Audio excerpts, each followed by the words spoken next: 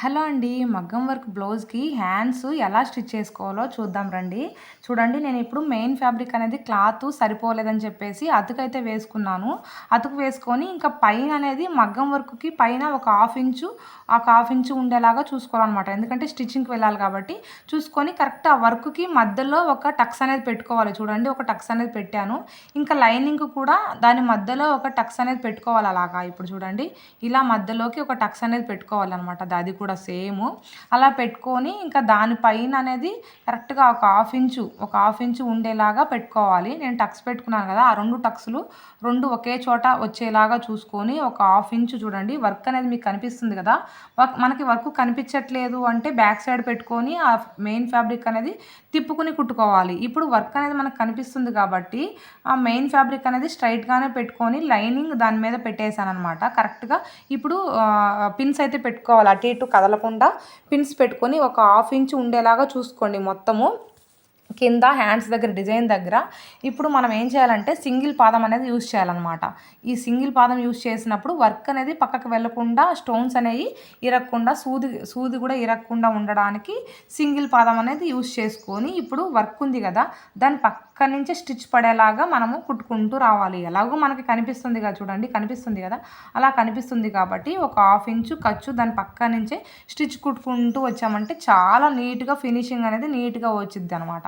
ఇలా కుట్టుకోవడం చాలా ఈజీయే. కొత్త వాళ్ళైనా కానీ చాలా ఈజీగానే నేర్చుకోవచ్చు కుట్టడం అనేది. నేను మా మగ్గం వర్క్ బ్లౌజులు అంటే మేమేదో ఎక్స్పీరియన్స్ అయ్యి వందల బ్లౌజులు ఏం కుట్టలేదు.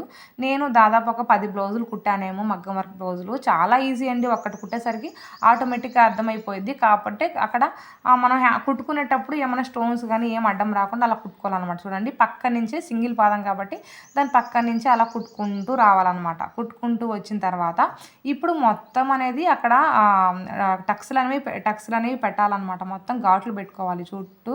చూడండి, సైడ్ మొత్తము ఘాట్లు అనేవి పెట్టుకుంటే అప్పుడు తిరిగేది నీట్‌గా తిరిగిద్దనమాట. అప్పుడు హ్యాండ్ అనేది చాలా నీట్‌గా ఉండిద్ది. చూడండి, ఇప్పుడు మొత్తం టక్స్‌లు అనేవి పెట్టుకోవాలి. కొంచెం సైడు కొంచెం కట్ చేసుకోండి. ఎక్స్ట్రా ఏమైనా ఫ్యాబ్రిక్ ఏమైనా ఉంటే లైనింగ్ ఎంత ఉందో అంత ఉంచుకోండి. లేదంటే కట్ చేయకపోయినా పర్లేదు, లోపలికి వెళ్ళిపోయిద్ది కాబట్టి ఎంత క్లాత్ ఉన్నా ఏం కాదు, అసలు కనిపించదు. నేను కొంచెం కట్ చేశాను.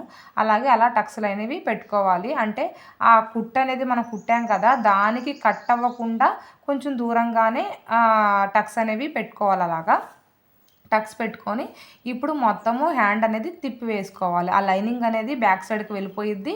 మెయిన్ ఫ్యాబ్రిక్ అనేది ఫ్రంట్‌కి వచ్చేసిద్ది అనమాట. అలాగా చూడండి వేసుకొని ఇప్పుడు ఏం చేయాలంటే మొత్తం అలా గోరుతోటి అలా గీరాలన్నమాట. గీరితే నీట్‌గా ఉండిద్ది. ఇప్పుడు పైన మనం టాప్ స్టిచ్ అనేది వేయట్లేదు.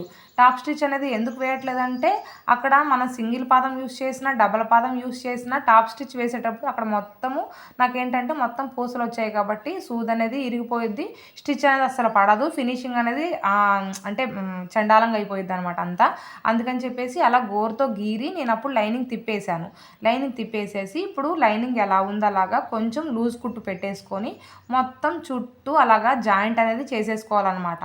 చూడండి, ఇలా జాయింట్ అనేది చేసుకోవాలి బ్లౌజ్‌కి. అప్పుడు ఈజీగా అయిపోయిద్దనమాట. చూడండి, అయిపోయిద్ది. తర్వాత మనము స్టిచ్చింగ్ చేసుకునేటప్పుడు లోతు తీసుకుంటే సరిపోయిద్ది. లేదు మాకు ఇప్పుడే లోతు తీసుకునే చాలామంది లోతు అనేది ముందే తీసేసుకుంటారు. నేనైతే అలా కాదు. నేను బ్లౌజ్ స్టిచ్ చేసుకునేటప్పుడు లోతు అనేది ఫ్రంట్ బ్యాక్ పెట్టుకొని లోతు అనేది తీసుకుంటాను. ఈ లోతు ఎలా తీసుకోవాలో చాలామందికి తెలియదు. వాళ్ళకి నేను ఒక వీడియో అనేది నేను ఆల్రెడీ పెట్టాను. చూడండి, చూసి ఎలా తీయాలో కూడా నేర్చుకోండి అనమాట. ఇలాగా మొత్తం కుట్టాను కదా, మొత్తం సైడ్ మొత్తం ఇంకా కట్ చేసేసుకోవాలి. ఎక్స్ట్రా ఫ్యాబ్రిక్ మొత్తం కట్ చేసేసుకుంటే ఇంకా ఈజీ అండి. హ్యాండ్ కుట్టడం చాలా ఈజీనే. ఇది చాలామంది అనుకోవచ్చు, ఇది కూడా మాకు తెలియదా, దీనికి కూడా వీడియో తీయాలా అని అనొచ్చు.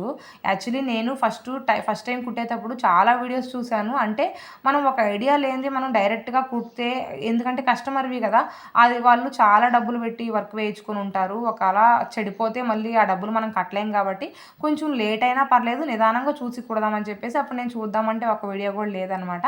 అప్పుడు అనిపించింది నాకు, నాలాగే చాలామంది ఉంటారు కదా, వాళ్ళకి యూజ్ అవుద్దని అని ఇలా చేశాను. వీడియో నచ్చితే ఒక లైక్ చేయండి. డౌట్ ఉంటే కామెంట్ చేయండి.